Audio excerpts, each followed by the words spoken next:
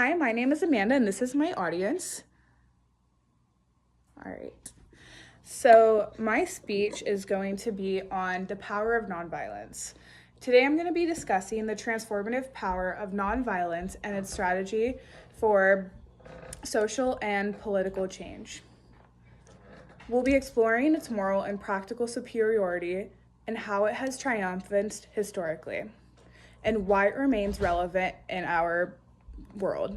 To illustrate these points, we will look at three key examples: Mahatma Gandhi's leadership in India, the civil rights movement under Martin Luther King Jr., and Nelson Mandela's approach in South Africa.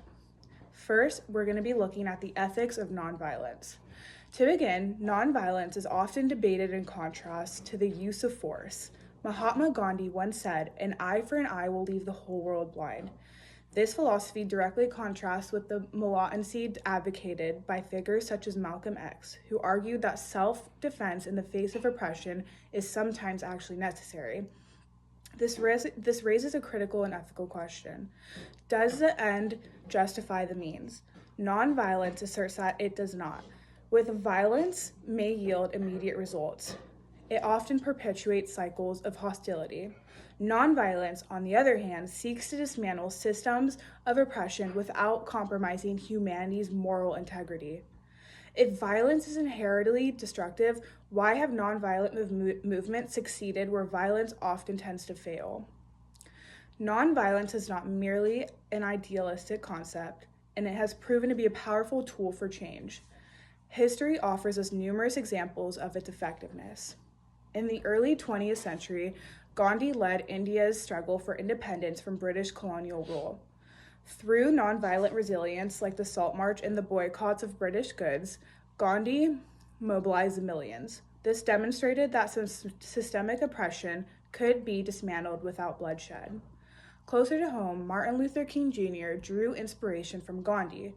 The civil rights movement in the United States exemplified the power of nonviolence through peaceful protests, such as the Montgomery bus boycott and the March on Washington. Despite violent opposition, these actions led to significant legal victories, including the Civil Rights Act of 1964. In South Africa, Nelson Mandela initially believed armed struggle was necessary, but later embraced nonviolence as a more sustainable path to ending apartheid. His leadership not only dismantled a deeply entrenched system of racial segregation, but also laid the foundation for reconciliation. While nonviolence has proven effective, it's worth asking, are there scenarios where violence is a last resort? Nonviolence does not dismiss the need for self-defense. In extreme situations, however, its moral and strategic advantages make a preferred method for achieving long-term change. It requires immense discipline, resilience, and faith in humanity's capacity for empathy and growth. Now let us recap. Nonviolence stands as a moral alternative to the destructive cycle of violence. Historical movements led by Gandhi, King, and Mandela have all demonstrated its effectiveness.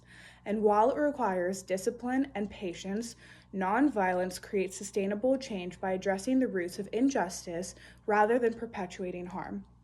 As I conclude today, I'd like to leave you with this thought.